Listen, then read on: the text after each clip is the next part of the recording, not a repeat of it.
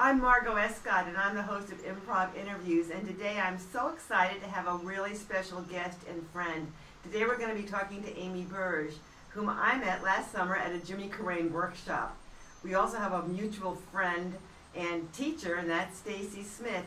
Amy is a fantastic improviser. When I met her and saw her perform, I was so struck by her energy and enthusiasm and going big. She is not only an improviser, she's a school teacher, public school teacher, and mother of two very active boys, teenage boys. She's a very active member in the Minneapolis improv community, as also a member of the Tiny Funny Women Fest and Fair Play, which she might tell us a little bit more about, the festival, and a teacher. She's very excited about being able to teach adolescents in a chemical health treatment program, improv. And Amy, welcome and good morning. I'm so glad you're here. I'm happy to be here, Margot. Thank you. So, it's all about you today. And why don't we start off with a little bit about how you got into improv and what you're doing today? Well, I started taking improv classes in 1998, which was, I was already a teacher and I'd worked at the Renaissance Festival for over 10 years. And so I decided I wanted to try doing some improv and wasn't going to be a performer. But as soon as I started going through the classes, I fell in love with it and went through all 5 levels of the classes and ended up doing a Fringe Festival show with Jenny Lillidahl, who's the owner of Brave New Workshop. For those people who don't know, Brave New Workshop is the longest running satirical comedy theater in the country. Wow. And we have it here in Minneapolis, which is pretty amazing. So that's why I started. Why I continued, because I loved it. I took time off to have kids, and then I came back and started taking some classes at the Tiny Funny Women Festival, which was started by Jill Bernard, and it's slowly picked up over the last few years because my kids come first, but I'm in 4-5 different teams right now that rehearse pretty much weekly. And, so you have a show coming up, don't you? Tell me about the show. I do. I have. I decided because improv. I wasn't busy enough with improv that I would audition for a scripted show, which is a completely different animal. I haven't done scripted theater since before the kids. So yeah, I auditioned for a scripted show. So I have a main role in a show called Anxiety the Musical, and we open next Friday, May 12th, and at the Mounds Historic Theater in St. Paul. We've already sold out half our tickets. Wow. So wow. Get your tickets. We'll have to post a link to that, okay, after we post this. Yeah. Yeah, so yeah, I've been learning songs, singing songs, learning choreography, learning lines. It's super stressful, but I get to play the happy. I'm the one that people with anxiety hate because I'm the one that says, just suck it up. But it's awesome. I love playing her. Oh, I know you're going to be fantastic. And hopefully there'll be some video clips that those of us who can't travel out there to see you will get to see. I'm sure we'll get something up. Sounds wonderful. Now, I understand you're going to Chicago this summer. I am planning to go to Chicago because of, as you mentioned, Stacy Smith runs the Chicago Musical Improv Festival. And I'm in a group called the Pickup Artists who do a cappella musical improv, and we are the only ones, as far as I know, that do it. We're currently on a break while I'm doing the musical because I don't have time to rehearse everything. But I'm going to go to Chicago and hang out with Stacy and hang out with other musical improv people, and I don't know what I'm doing. I said, just put me to work. Oh, that's so you're going to improvise the whole thing, huh? I am. I'm going to improvise because that's life, right? Life is about improvising. Well, she's such a wonderful person to be with. I mean, I'm just part of the Stacy Smith fan club myself. I mean, she's so loving and so giving, and her classes and performances are just... I've been blessed to be able to study with her. When are you going to Chicago? When is that festival? I didn't look up the dates, so we'll have to post a link for that as well. Okay. But I know it is in July. It's in July. We'll post it. We'll post that. Yeah, I haven't actually gotten to work with Stacy yet. So Wow. I met her in October at the New York Musical Improv Festival and saw her perform, and then got to give her a hug, and that was pretty much it. So otherwise, we've just talked on Facebook, and she's coming here to Minneapolis to teach as well. Oh, you're going to love it. We've had her here down in Naples, Florida, and I've been at the Sarasota Improv Festival, which is going on this July up in Florida.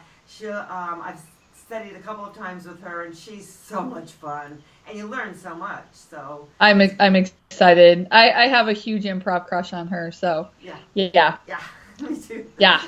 So I want to be Stacy. We can start the Stacy Stalker Club. I think she'd like that. Maybe as long as we don't get too creepy. Yeah, right. So you have a wonderful voice. Are you a trained singer, or did you have singing in the background somewhere?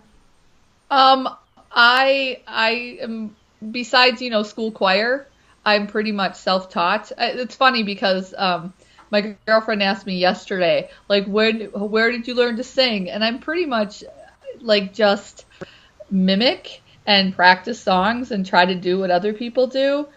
So I've taken a couple voice lessons, but I quit. I should probably do more, but I just love singing and I love harmonizing, and I learned to harmonize by just listening to the radio.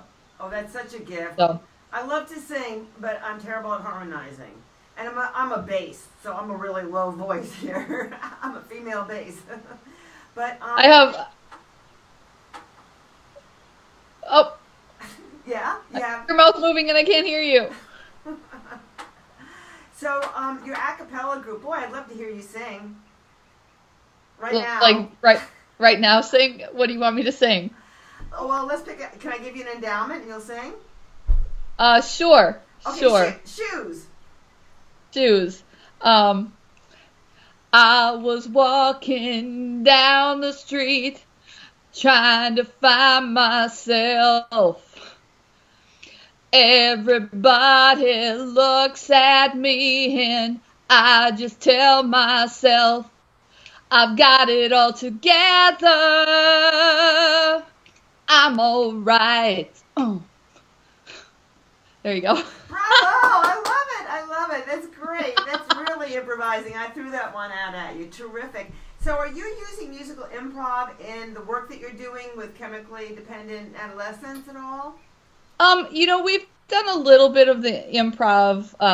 A couple times I've used musical games, but I have new kids every week. Right. So I never know what the mix of kids is going to be. So we do mostly improv games, and try to relate it to DBT, dialectical behavior therapy. So a lot of, mindfulness and distress tolerance and going at it without judgment. So that's wonderful. And that's what they need. That's why, the whole connection between psychology and improv is just a growing field, as you know, through some of the networks we're both on right now with psychologists and improvisers, the healing qualities, the acceptance, unconditional positive regard. Can you share any experiences you've had with some of the kids you've worked with? And maybe a game or something that brought something out in somebody, or. I've been doing this for about a year, and one of the games that I've done twice now with them, first of all, they love convergence, and they love what we call big buddy, not big booty. But one of the things that I've done, and I did just recently, is where you have to state one of your own personal beliefs, mm-hmm. and then the next time around, you have to come up and say, some people believe what you just said, like your personal belief, right. But what I believe, and state the opposite, and then support that opposite belief, just to try to get them to think in a way that they don't, like support someone else's belief system. And it just, like, some kids are just like, nope, I can't do it. Even the first time I did it, the counselor came up and she said, I believe that all teenagers have potential. And then so the second time, it's some people believe that all teenagers have potential, but I believe that they're just a waste of, and just sort of, it was this listening to the counselors like bash teenagers and watch the looks on these kids' face. They were just like, oh my God, no, she, how could she say those things? And then when she was done, she was just like, I'm so sorry, I don't believe it, I love you guys. Oh, that's wonderful. It was good. So can you describe the game Convergence? Because we may have some listeners that aren't familiar with Convergence. Oh, true. So Convergence, which is hard to explain, but I'll try. Okay. You start with 2 random words and say like pickle and forest fire. So 2 different people think of 2 words, they say them at the same time, and you try to figure out the connection between pickle and forest fire. And when I have a thought, I say 1 and the other person says 2, and then we say 1, 2, 3, and we say our new word together. Right. We eventually converge onto the same word. I pretty much do this at every rehearsal with all of my groups because we all love it. I just did it with my duo partner, Aaron Cook. We're in a duo called Cook and Burgers. Yep, clever. And we got it in 3 words. Really? It was crazy. Like, we were so on the same mindset. Let's play it now. Okay. Are you ready? Yeah, so we tell me again, we're going to go 1, 2, 3. So we start, when you think of your word, you say 1, and the other person says 2. And then we say the word, then we say 1, 2, 3 and say the word. Okay, 1. 2. 1, Clock. 2, 3. Short. Clock. What was it? Clock. Clock? Yeah, and you said short? Short and clock. Okay. And then when you think of the word that combines those 2, then you say 1 or 2, because I have 1. Okay, 2. 1, 2, 3. Swatch. Hour hand. Swatch. Swatch and hour swatch. hand. I said swatch. Swatch and hour hand. Okay. All right. 1. 2. 1, 2, 3. 3. Time. Time. Oh my God! Yay!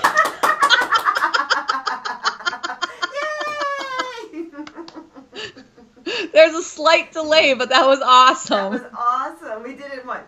2 or 3? The third one, I I think. think we did it in 3. Wow. I think we did it in 3. Just what I said was amazing. So yeah. It's wonderful. Now, are you directing some of your groups? Are you in a group that's being coached by anybody else? Because people go back and forth the idea of kind of needing an outside coach for their teams. We have coaches come in. Right now, I have my groups I wrote them down so I didn't forget. Thank You 5 is my 6-person group where we do community theater. So we've had different coaches come in. We had Emily Schmidt come in, who is a Minnesota native, but she lives in California. And then I forget who we have coming in on, because we have someone coming in tomorrow to coach us. But yeah, it's good to have an outside eye because then you don't fall into bad habits. Right. The pickup artists have had Tom Reed and Jill Bernard and Joe Rapp and Andrew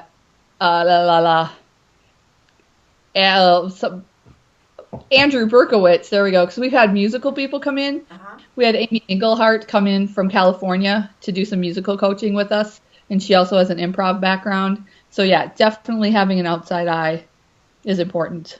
Yeah, I think so too. So now, how many nights a week are you rehearsing? I rehearse a lot for the play, I'm rehearsing every night. For improv, I rehearse every Sunday. Cook and Burgers, because we've been so busy, we're like every other week. When the pickup artists are preparing for a show, we're rehearsing twice a week.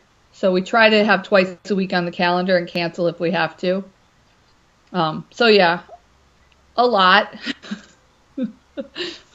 A lot. And then you have 2 teenage boys that have probably some activities you have to take them to. Yeah, my 14-year-old is a competition dancer, so he dances Wow. four nights a week, and then like he had competition all last weekend, next weekend's competition, and then I think the week after is competition, and then he has recitals. And then my other son is a swimmer, and he just went to regionals in Iowa, so we went down there for that. But he swims 4 nights a week. But we're pretty close to the YMCA. So, and he's 16, so he bikes. He can bike himself there and back. Oh, that's Otherwise, cool. rides from other people. So this son that dances, what kind of dance does he do? That's Cody. My other son is Kyle. My swimmer is Kyle. Cody does tap, jazz, ballet, lyrical ballet, and hip hop. Wow. So, yeah. Wow. And what kind He does it all. He does it all. Does he sing too? Is he musical with all that rhythm and dancing? He's more of like, he has a good ear for music. He likes the whole DJ experience is his gig. He doesn't enjoy singing, but he's in a music class right now, and the teacher is very impressed with his ability to put things together, and he helps his group out because his best friend is a terrible singer and cannot keep a beat, which he doesn't understand. I'm like, dude, you know how to keep a beat. I mean, I was singing in utero. Like, you were in utero when I was singing and snapping my fingers, so cut your friend some slack. Yeah. And now you're the son that's a swimmer, because my nephew's a breaststroke competition swimmer. He's 16 as well. Okay. What kind of stroke does your son do? His favorite stroke is butterfly. He went to regionals for all of his freestyle. He went for 50, 100, 200, and 500. Right, crazy, both distance and then that. I mean, he didn't place well in regionals, but he made it and he finished, and all's good. And he also does backstroke. So he's like seconds away from regional times in butterfly and backstroke. He hates the breaststroke because he's pigeon-toed, and he's worried about where his feet are going to be because they don't move where they should exactly. It sounds like they're just wonderful. And have they been a source of inspiration for you in terms of improv as well, do you think? In some ways. I mean, they definitely, I think that having my own thing to do and all of us can support each other in the things that we're good at. Yeah. Like, I just did a podcast with the Tiny Funny Women Festival when we were promoting that. And we did some improv with Jill Bernard and Brianna Cecile. And my 16-year-old listened to it, and he's like, "Mom, is that you?" And I'm like, "Yeah." He's like, "Wow, you're funny." I'm like, I've been doing this your whole life, so thank you. Apparently now I'm funny. Just so you know, I've finally got the teenage approval. Cool. What are some of the greatest gifts you think you've gotten from improv so far? I think one of the things I try to remember to tell my students when I'm teaching is just remembering that everything you need, you already have inside you. That you don't access it through wit, but just through being honest, and remembering that, like, I can do pretty much anything I set my mind to. Right. When I first started doing improv, like doing an MC kind of thing, like hosting a show, would never, like, I was so afraid to be in charge of a show. And my friend Anna Bronvik, who was, I co-coached at Brave New Workshop on the youth team with her, she's like, "All right, you're uncomfortable? Then that's what you're going to do." And now I produce a show. It's about bi-monthly, called Pizza Prov. And my partner Katie and I, Katie Novak, we take turns being the MC for the show or doing lights. And our next show is May 27th at Broadway Pizza in Northeast Minneapolis. And it's a bigger show than normal because we're going to raise money for Claire Housing, which is a housing for people who are HIV positive. Oh, wonderful. So, yeah. Well, I sure wish I lived in your area, but it's a little bit of a journey for me from all the way in South Florida. I know. So, and what have there been, you're such a positive person. That's why one of the things I love about you, you've got this positive energy. And yeah, I can see you being the happy person and anxiety, Everything's going to be all right. But have you had some challenges with improv yourself? Have you had some moments sometimes I've had moments where I'm just not going to do it anymore. I can't, whatever. I'm very much like Jimmy Carrane in a way. I can be very, right. I'm too much like Jimmy Carrane, I think. And I love Jimmy. But it's that self-doubting. And do you ever have moments like that yourself? Or? Oh, definitely. I really? Totally doubt myself all the time. Okay. Yep. I was in a group because I'd stopped doing improv for a while, and then I had a friend who said, hey, we should start a team. And so we started a team and had 5 women, which was awesome. 5 women who were not under 30. We were all over 40. Right. And it went for a while, and we had a couple gigs, and then everyone slowly dropped out one at a time until finally my friend sat on a couch across from me and looked at me and said, I'm not having fun anymore. Uh-huh. And so we were like the last one standing, and that I was angry, I was sad, but I called up some people that I'd taken classes with who I knew had a group. And I'm like, hey, can I come play with you? When do you guys rehearse? And so they took me in. And Happy Accident became The Elements. And I mean, I've had things transition. I mean, there's always, I think the hardest thing is being in a group, because I think we kind of talked about this yesterday, is group dynamics are hard. Mm-hmm. And personalities. And I tend to be a driver, and I push things, and sometimes people don't enjoy that. Sometimes people want to be more involved, and I tend to be a little headstrong and push things.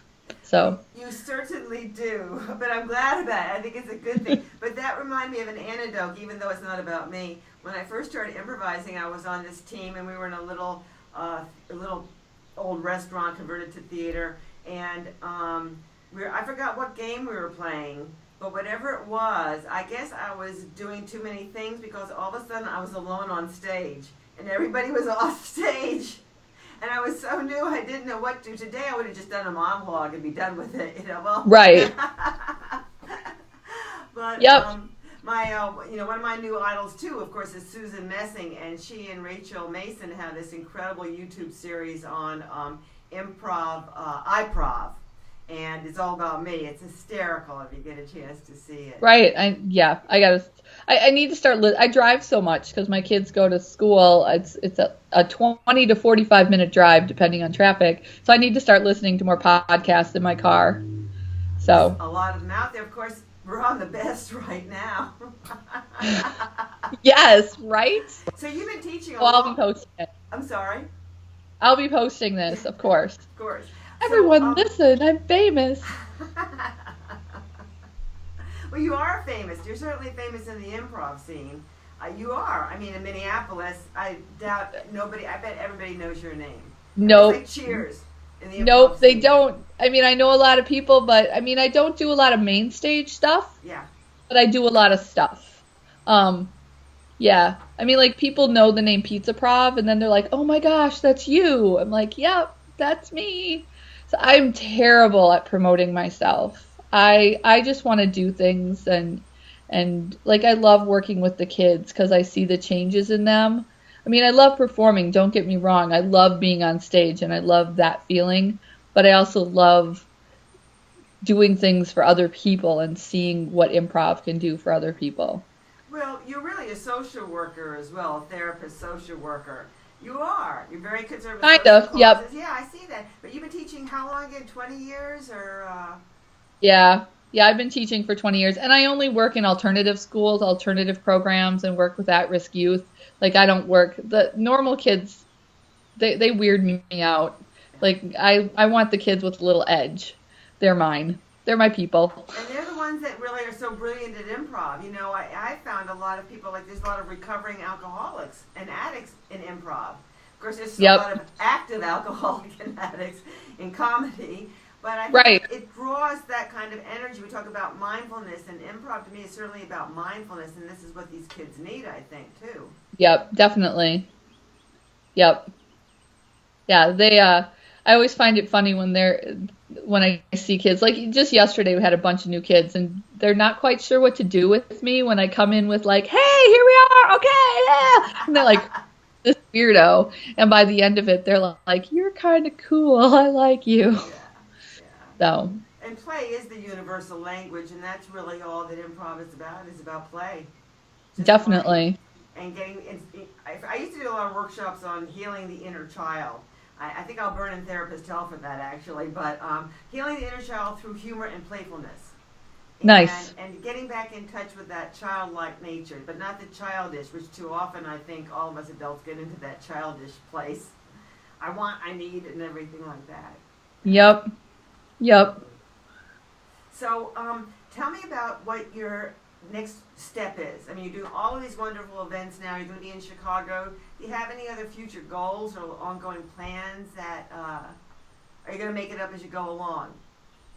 I think mostly I'm making it up as I go along. I think one of the reasons that I contacted you when I saw that you were going to do the workshop in Orlando is because I'd like to do more therapeutic work. And I think as a school teacher, like I don't have the psychoanalyst or social work degree behind me, but I have the improv experience and I have the teacher experience. So I'm trying to figure out what it is I want to do exactly. And figure out how to make money doing it. Exactly. I mean, I love being a teacher, but I know that there's more. I'm not going to retire. I'm going to just kind of morph. I'm going to morph. That's what I'm going to do. Oh, I like that. Morph. You know, when I first got into improv, I thought it was a big deal that I discovered a connection between psychology and improv. And then I discovered people were doing it before me. Somebody has been doing it since 1984 using improv and psychology. So, wow. Right. I'm sure there's a lot of teachers out there who are not therapists or whatever, but they're teachers using improv. And that's part of what this new network we have. It's called Mindful Improv. And I think that's a place to connect and find other teachers who are using improv in the classroom, especially with special need kids. So I think that's exciting. And you can make a huge difference because you're kind and compassionate. Thank you. And before we close, I do want to mention that we are going to be together in Orlando in a month at the National Association of Social Work Convention, where you're going to be helping me teach social workers how to do improv. And we're both very excited about this. And I'm just thrilled you're going to be there. I got permission to take the last few days of school off, so yes. That's exciting. And of course, we'll be doing a live remote from the workshop and from Orlando, from our busy schedule at, Universal and Disney and anyway, well, I just enjoyed speaking with you so much, and we're going to be getting all that information about all your great shows up on the website soon. And would you like to give a word of wisdom to people who are thinking about improv right now? I think if you're thinking about it, then you should do it. I mean, sometimes it's just that first step that's the hardest, and just stepping into it. And it will be hard, and you will judge yourself, but it will be beautiful and life-changing. That's just beautiful. Thank you so much, Amy, and we'll be talking You're welcome. to you again Thank you. soon. Love you. Thank you. I love you too. Bye. Bye.